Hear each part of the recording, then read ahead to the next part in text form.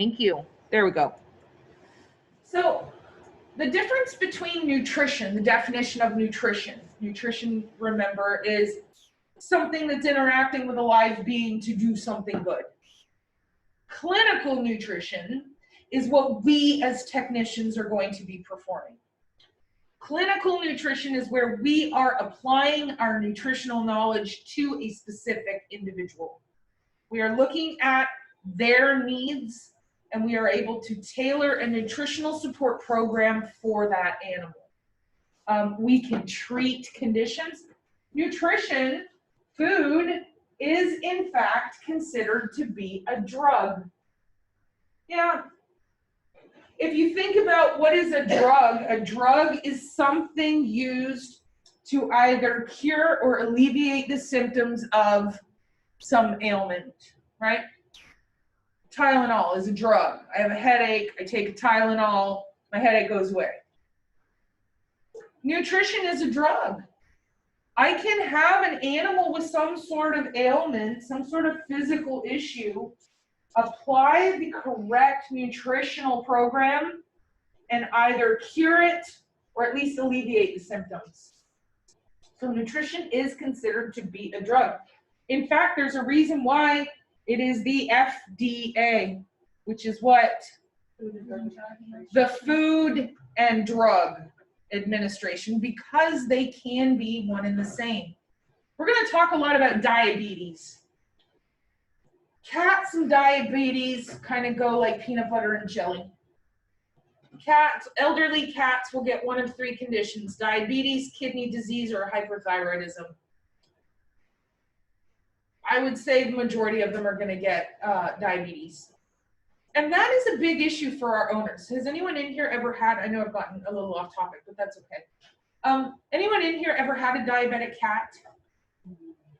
Okay, so let me give you a little snippet. For those of you that work in clinic, you know.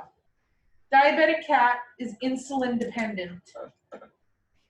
However, insulin dependence means you have to give them an injection twice a day, 12 hours apart. Can't vary from it at all.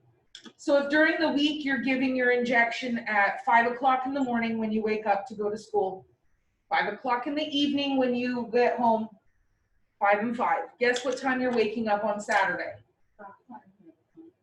So maybe Friday night you finish husbandry with your team and they're like, hey, it's Friday, let's go out and have a couple of burpers, go get something, well, pre-COVID, go to a restaurant, have something to eat. Guess who can't go? You got a diabetic cat at home that needs his injection. There's no more going away for a weekend and just putting out some food for the cat. Now you either have to pay someone huge money to come into your home and do it. If any of you want to do medical pet sitting, this is where the big bucks are. Medical pet sitting, usually, and the prices vary, but you go and obviously you walk the dog, you give them their meds, you treat them, you play with them for a specified number of time. Anywhere from $15 to $30 per trip. So you're looking at, for an injection, it's probably going to be about 20 bucks per trip. You get 2 injections. It's 40 bucks a day that you're spending. Never mind boarding them. Medical boarding is very expensive. So what if I told, so now we're starting to resent our pet, aren't we? Because they're no longer a companion, they're becoming a burden. Well, what if I told you, I feel like an infomercial. What if I told you that if we fed that animal a food that was higher in a specific fiber, and we slowed down the digestive process so that the blood glucose was not getting dumped into the bloodstream so fast, then I could regulate that blood glucose and eliminate the need for insulin. You think that might improve your quality of life a little bit? Not having to get up at 5 to give an insulin shot? Being able to go away for a weekend just leaving a bowl of food out? Nutrition can do that. You can eliminate the need for insulin, at least in our felines. So that's what I'm talking about when I say it can be a drug. Digestibility is how easy is it for our bodies to get access to the Legos. If your body has a very easy time breaking apart the Legos, we say it is highly digestible. If it has a very difficult time breaking apart the Legos, we say it is low digestibility. Corn. I think we talked about corn yesterday. Corn has got a very low digestibility. Bioavailable is how much of that nutrient is actively being used. Just because it's available for use does not mean my body's going to use it. So bioavailable, how much of the nutrient is my body using? Digestible, how easily is my body having that nutrient being made available? Does that make sense to everybody, the difference between the two? Fabulous.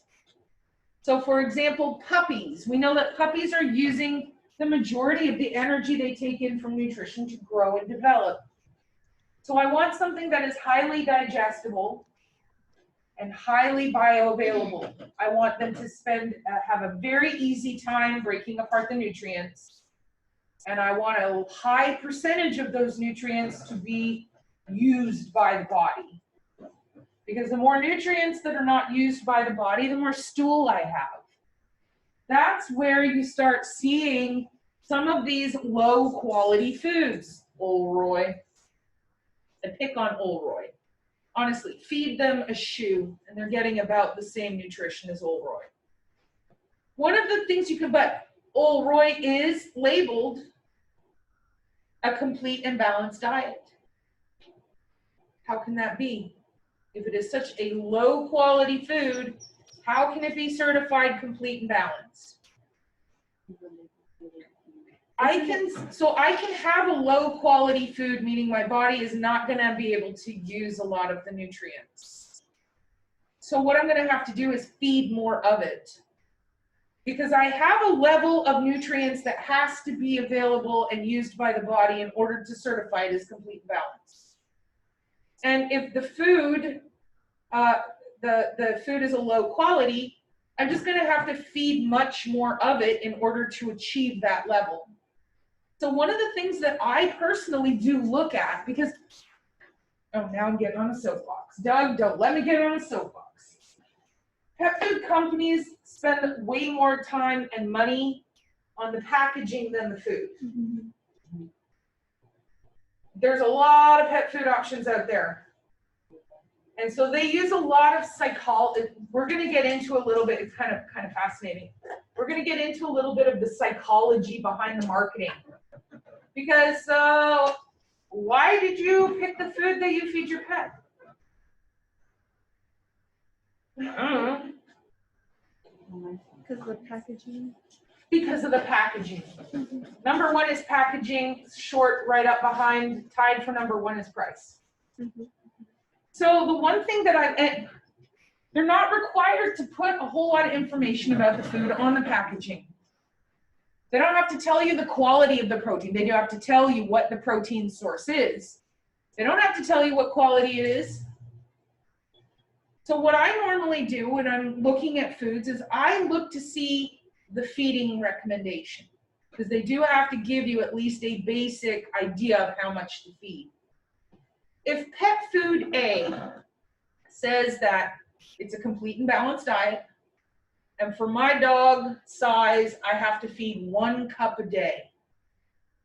And pet food B, complete and balanced diet, but for a dog my size, I need to feed 2.5 cups a day.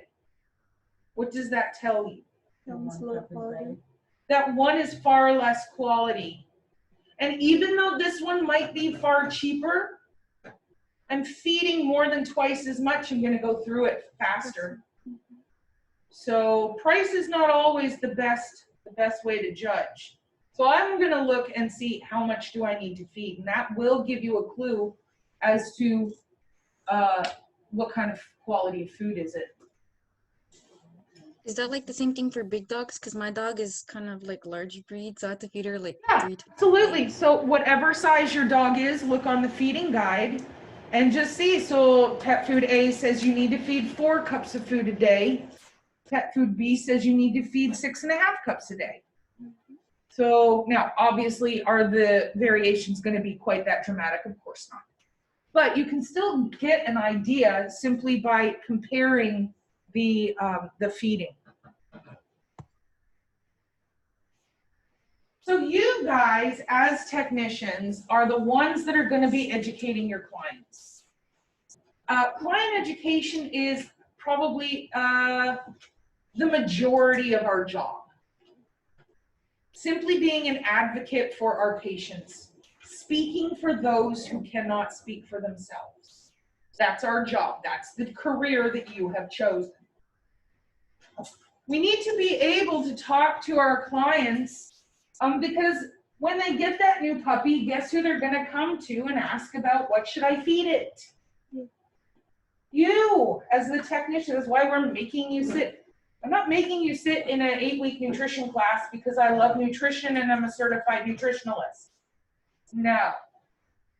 I'm making you sit in this class, well, because it's required for our accreditation and it's on our course catalog, but also because you're the ones that are going to have to explain to the owner what is the difference between quality and low quality nutrition.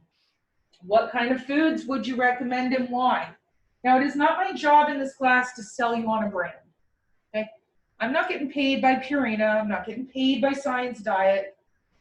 You feed what you want to feed. I'll feed what I want to feed. I'm giving you the toolbox to make an informed choice. What I do want you to be able to do, though, is to educate your clients on, you know, what are we looking for in a nutrition? And you guys, holy smokes, I'm a little jealous. I kind of wish I could time travel and be in your shoes now. Because you guys are coming into this career at such a dynamic, progressive, exciting time. I know you're like, COVID aside, okay, forget COVID. Yeah. Forget the COVID, that's not what I'm referring to. So when I was in college, I'm gonna date myself now, geez. When I was in college, the internet was relatively new. Some of you don't even know what I'm talking about. You're like, wasn't the internet always here? No, guys, guess what? It was not. No, it wasn't. I was live before that. Yeah, so you were live when it was not. Yes. And you had to put your phone, Yeah, we can't use the phone. and you'd have this dial-up modem. It It would take you 6.5 hours to download a photo, and my mom would always pick up the phone at the last 98%. Oh, Lord. So there was no such thing as Google. Yeah. There was no such thing as an internet search. Right? That's true. At first, I remember the first computer I had, I just played games. Yeah. Yeah, the first computer we ever had was a Commodore 64. It had 64 megabytes of memory. The whole computer, 64 megabytes. And the floppy disks were like this big. They were actually floppy. So that aside. So when I was in college, we didn't have this thing called the internet that we were up against. But the other thing that kind of happened that was really interesting, so it is a double-edged sword because we didn't have to argue with people on the internet. We didn't have clients coming in saying, well, I read on the internet. Oh, great, I'm happy you know everything. Yeah. Your family must have been really proud when you graduated from vet tech school. Oh, wait, that was me. But on the other hand, what ended up happening with this invention of the interweb is that people did start to educate themselves. Although, yes, that can sometimes be an obstacle. But once they started educating themselves, they started demanding higher quality. Back then, we had very few choices as far as pet foods, right? There was like 4. You go to the grocery, right? There was Science Diet, which has been around literally since the dawn of man. Purina, Eukanuba, which is Iams. Actually, there was only the 3. Yeah, Those were the 3. Because Royal And the Canin fourth was the- your in-house store imitation brand. Always got to have them. And then up in Canada, we had one called Dr. Ballard's, which was the Canadian version of Old Roy. So people started researching and started demanding higher quality, and the pet food companies had no choice but to comply. And we started seeing some really exciting things happening. We started seeing these companies that were, satisfied to put out the lowest quality food they could possibly get away with, suddenly now having multi-million, billion-dollar research and development centers, putting the money into the food because people were demanding it. That's exciting. That was an exciting thing that happened with the advent of the internet. We now see far more therapeutics. We're not allowed to call them prescription diets anymore. Back in my day, we called them prescription diets. Can't do that anymore. They're therapeutic diets.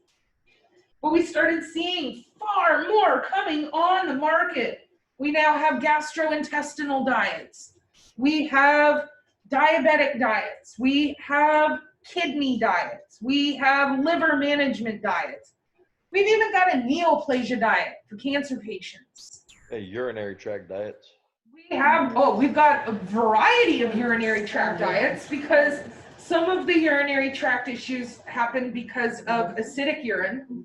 Some happen because of basic urine, and they form an environment contrary to what the issue is.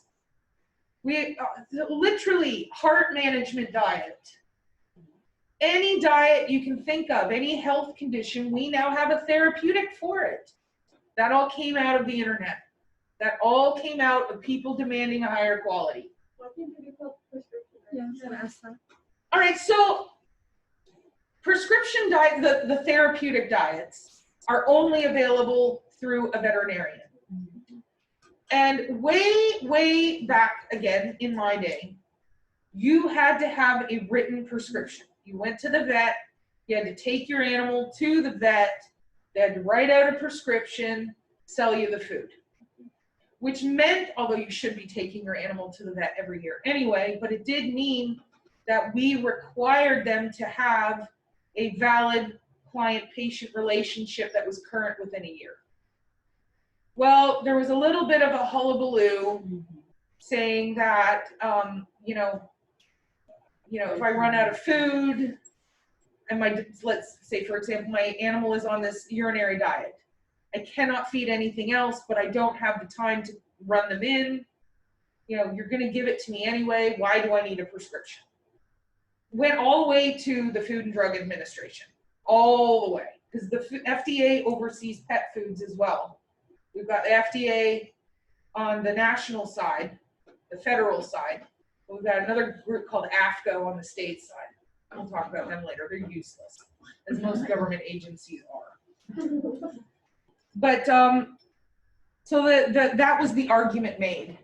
And so they said, okay, well, you can't call them prescription diets anymore because we're no longer going to require that you have a prescription.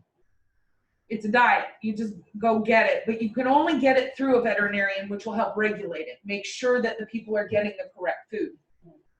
So we had to change the name from prescription diet to therapeutic diet. So that means they can only get like at the doctors. Yeah, so those are the ones that are only available through your veterinarian. And they have the choice and to regulate and make sure, because if you're on CDS, which is for struvite crystals in your urine, and I accidentally give you the wrong kind, it's going to make the condition worse. So those are diets that are only sold through veterinarians, but they no longer need a written prescription. When did that change? Was that like recent or? Oh gosh, that was probably back like in 2000, late 90s. But they just gave, my cat has urinary problems, and they gave him a prescription, and I can take that piece of paper to a certain Petco out in Katy, and they have that Yes, specific, and they, as long as I have a valid prescription, they will give it to me. Absolutely. But I can't just walk in the store and be like, hey, I I need CD. Yeah. No. So for you to purchase it from someone else, I'm telling you, government agencies do nothing but complicate everything. For you to purchase it through someone else, you need, yes, a prescription. But for you to go into your own veterinarian, you no longer have to have had the animal seen within a specific amount of time. Does that make sense? Yes. No, it doesn't. But It it's doesn't government. make sense, it makes sense, but it doesn't. It doesn't make sense. So this is why I get so excited about this nutrition class, because holy smokes, the advances that are even now being made every day are crazy. Purina, I believe it's in, is it Indianapolis, Indiana? I don't know. I think it starts with an I. I don't remember.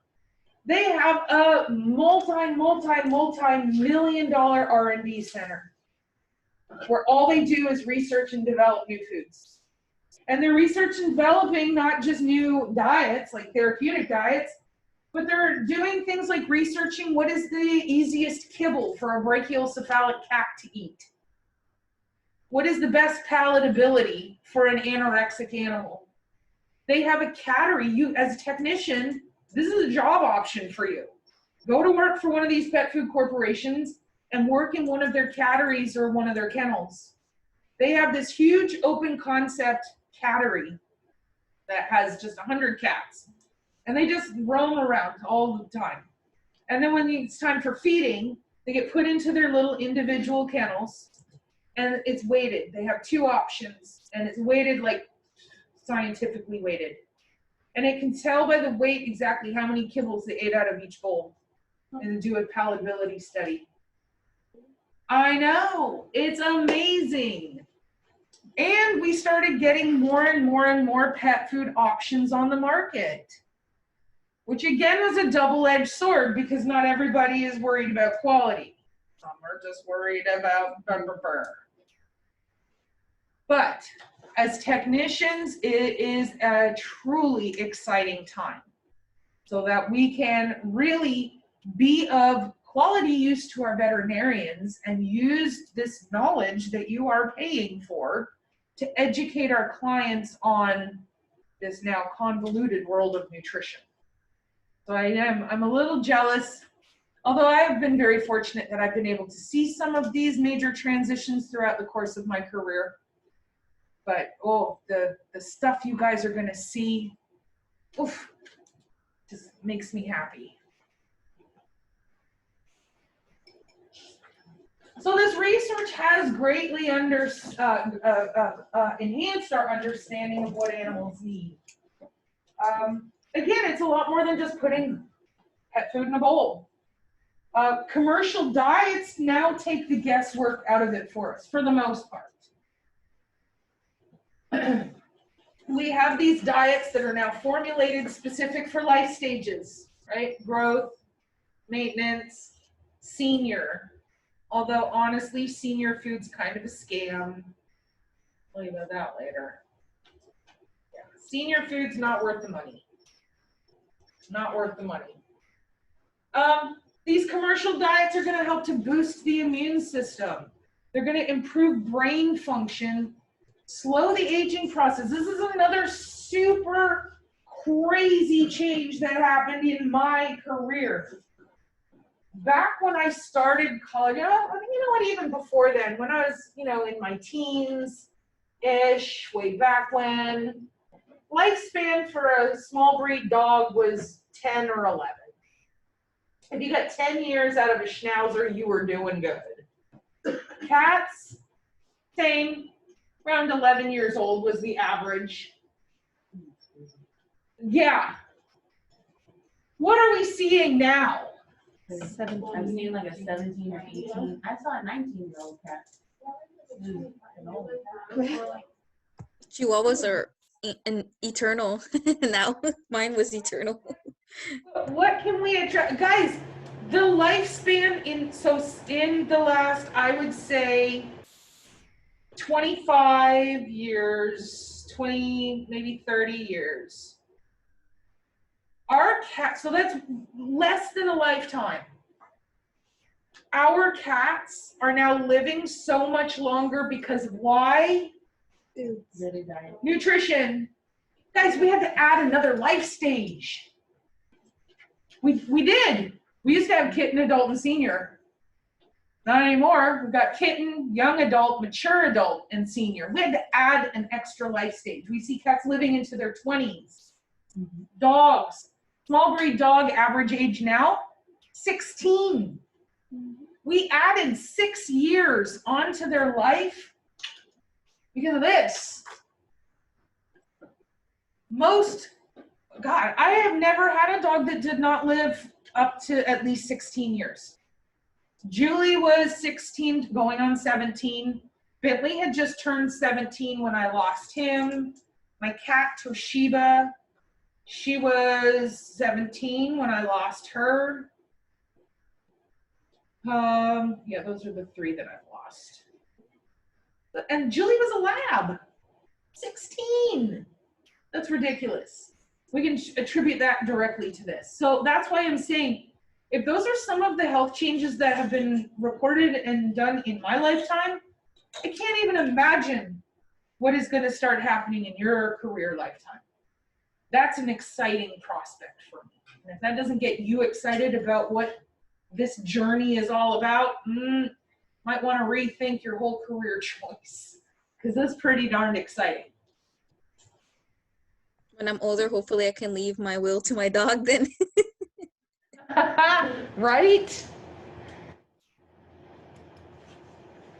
So our nutritional support does change, not just patient to patient, but in different times within that single patient's life.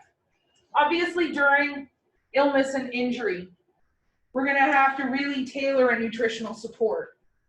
Everything about nutrition boils down to how much energy am I using and am I meeting that need? If I am sick or if I am injured, what happens to the amount of energy that I use? Don't it go It actually down? goes up Oh, well, because it the goes up amount of 'cause you see, my body is now trying to repair itself and heal itself. And what do we know about my body? Got to get paid. And if we're asking it to do a greater job than what it's originally meant to do, it's going to ask for more money. My energy needs go up. So it means that in times of illness and injury, I need to increase the nutrition in order to meet those needs. I don't want to have that dog having to pull stuff out of the storage unit. That takes energy. That's money that's not going to my body. So illness, injury, and stress. Stress, goes through energy like crazy. So I need to make sure that I'm meeting those needs.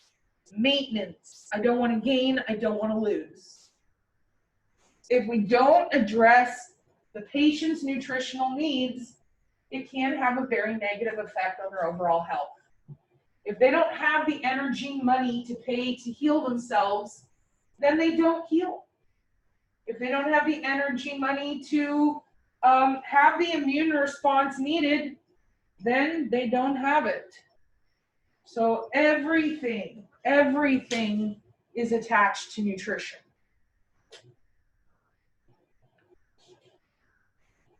What questions can I answer for you right now? I feel like I did go a little, I get excited. I do, I get very excited.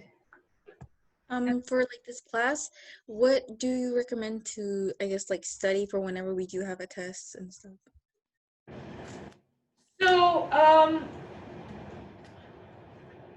I recommend, so the way that this class is going to be formatted is we're going to do a nutrient, have a test over that nutrient.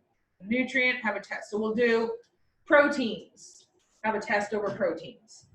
Fat. So I'm not gonna try and overwhelm you. I'm not gonna do like all of the nutrients and have one ginormous test. No. So I would say just the PowerPoints, and on some of them, I have even done like what I did with AMP. I've condensed and highlighted some of the information that is tested. So like I know for the amino acids, because there's a lot of information for amino acids, I've highlighted what you're responsible for the test. So I've broken it down into Do we have a little bit test more. over this PowerPoint or not yet? We're just, it will be like proteins and other stuff.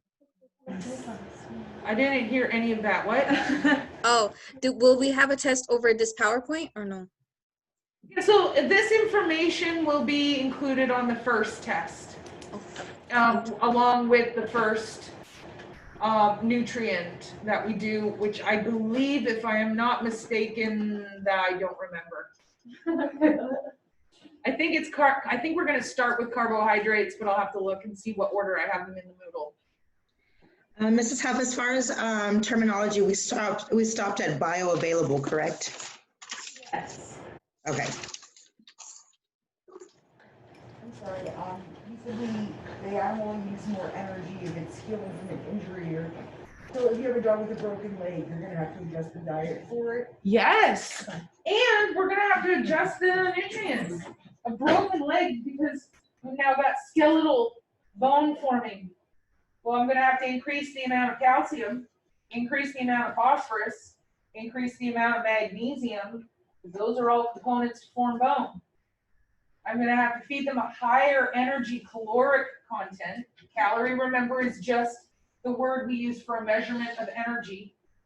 So I'm going to have to feed them more calories to give them the energy to fix the bone. I'm going to have, there's obviously going to be tissue damage. You can't break a bone without muscle tissue damage. So I'm going to have to tailor the amino acid profile to make sure that I'm giving the Legos needed to specifically repair that muscular tissue. So yeah, we're gonna tailor it to the specific. Now, do I have to be like measuring out amino acids into a bowl? No. That's where the research and development of our pet food companies comes into play, and they've already taken some of the guesswork out. If I'm forming bone and I need the energy, higher amounts of energy to form the bone, that's very similar to a puppy who is growing. So what might I be able to feed an animal who is suffering from a broken leg? Puppy food, because it's going to contain the higher amounts of calcium, magnesium, phosphorus, the amino acid profile, and the higher caloric intake. Absolutely, this is a great point.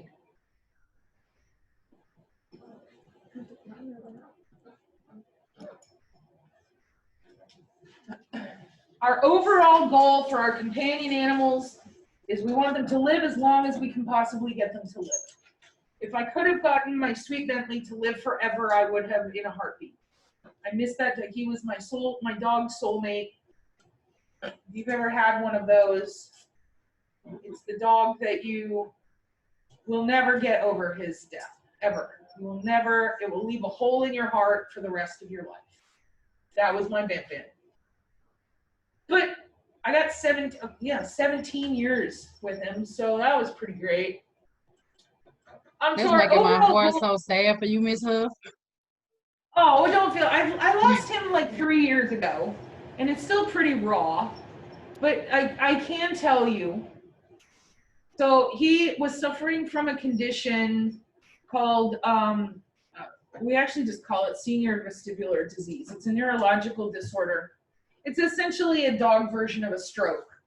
And their eyes start bouncing. They have nystagmus, right? You guys learned that word, nystagmus, when their eyes bounce. And so he couldn't walk, and he got over it. I got him through it.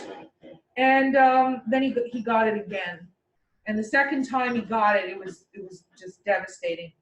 So it was a Friday night, I'll never forget. And I had settled him into his little bed because he couldn't walk. We went to bed, and I was going to take him in and have him euthanized the next day. Woke up the next morning, and he was not in his bed. Now, I am not a sound sleeper. I'm a very, very light sleeper. And he used to go into what we call the Bentley cave, which was under my bed. I have like a skirt on my bed mattress, and he'd go under there, and that's where he would hide his toys and stuff from the other dogs. Well, he crawled up under the Bentley cave, and he curled up, down to sleep, and passed away in his sleep. And I found him underneath my bed in the Bentley cave. So he had a very good death. Yeah, it was peaceful. It was very peaceful. Yeah. He was just Pulled up and it just looked like he was sleeping, and I went and touched him and he was cold.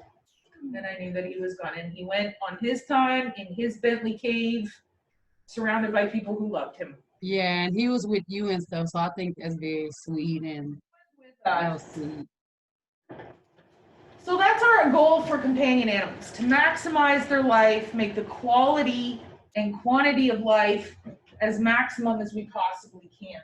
And we do have foods tailored just for that. We've got foods tailored specifically for growth and development, specific for maintenance, where we don't want to gain weight, we don't want to lose weight, and specific for our seniors to address some of the issues that we might be seeing as our pets do age.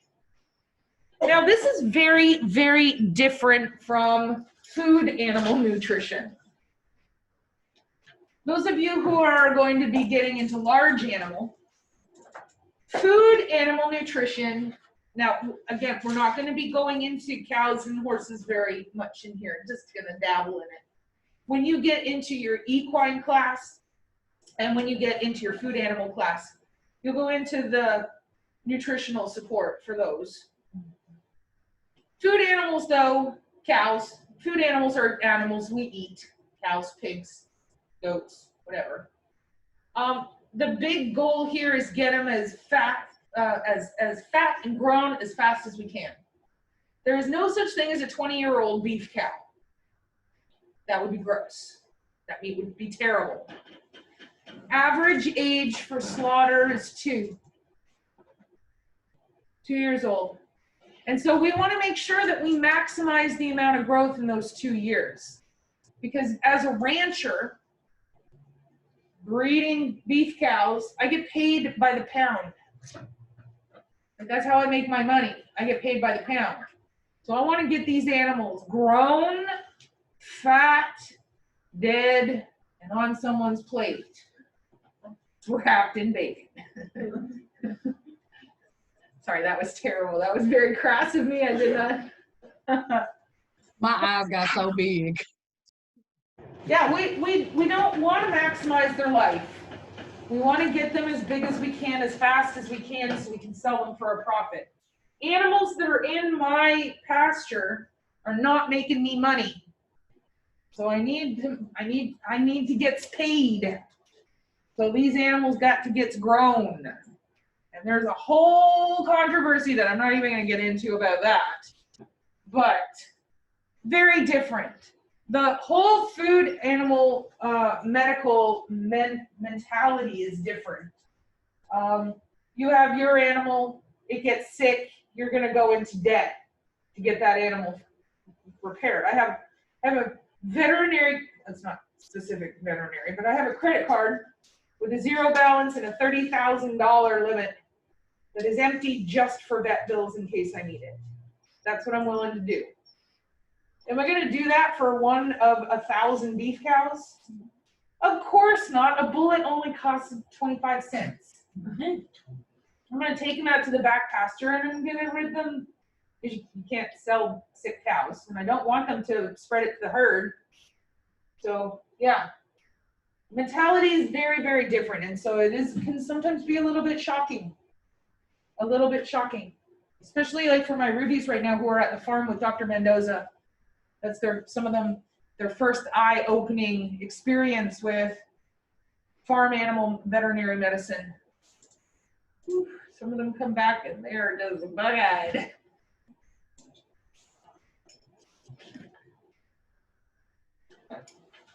So when we talk about this word maintenance, maintenance means I'm not gaining weight, I'm not losing weight, I'm doing what? I am maintaining. So when I say I'm feeding a maintenance diet, it has to be an animal that is not going to be gaining or losing weight.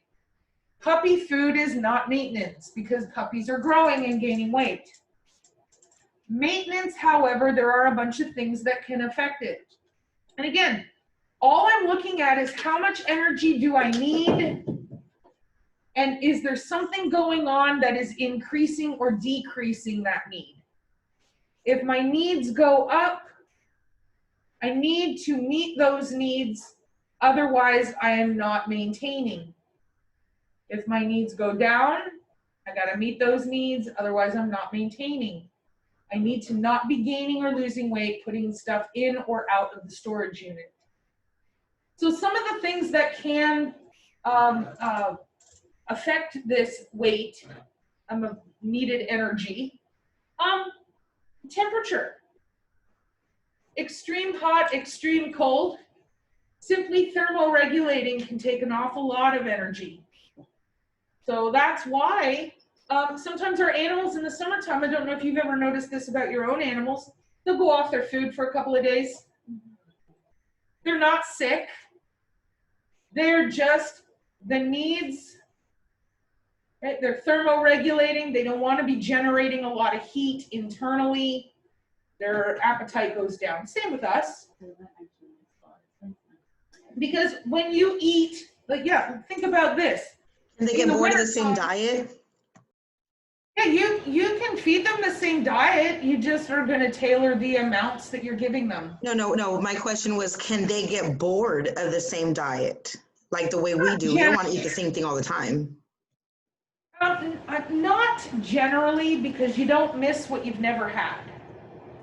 So if they've never had a great variety, now there are some owners who will manufacture their own picky eater because they Okay. are constantly changing the food, and suddenly the animal is like, I just don't like anything. But like Maisie and Poppy, they've been fed the same thing since I've had them. You can't miss something that you have no knowledge of. When a dog is hungry, it'll eat. When a dog is hungry, they will eat. They'll eat anything. Yeah. And they can go a couple of days without eating and not suffer any issue. Cats, on the other hand, cannot. Oh, Lord. Cats have to eat. But if you think about it, in the wintertime, when it's cold, it's finally going to get cold, I think, tomorrow. This is winter. 70 degrees outside. I hate it. But in the wintertime, you want the beefy lasagna and the thick chili and the comfort food. Here's why. Let's put a reason behind that. Your intestinal tract has to work much harder when you eat a big, heavy meal, right? Of course it does. It's having to break down all those nutrients. When anything in your body works hard, it produces something. Heat. It produces heat. So when it's super cold outside and your brain is saying, I want that thick, meaty pasta, it's because we're now generating heat by digesting that heavy meal, bringing our core temperature up and thermal regulating. In the summertime, when it's 115 in the shade, I don't want to generate heat. So my brain says, I just want a light sandwich, maybe a salad. You go off your own appetite because I don't want to generate the heat internally, thermal regulation. Nutrition, anatomy, coming at you. That's why I All gained right. weight last Christmas and it's still there. All right, so we're going to pick it up here on tomorrow. Time flies when we are having fun.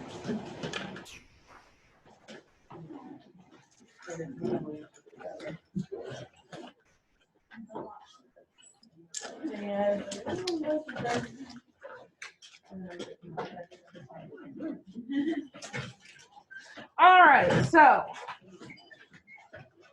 let me see real quick. Which chapter we're going to be doing tomorrow. Was that PowerPoint on Moodle? I'm going to be getting your Moodles all, because I haven't registered any of them for you yet. Carbohydrates. So carbohydrates will be the first nutrient that we are going to start talking about. And I will have you all registered for your Moodle by the end of the day. If you want to, however, yes. Go ahead. I'll ask you afterwards. If you want to, the PowerPoints are though on my website. I see some of you have already accessed them. Yes, ma'am.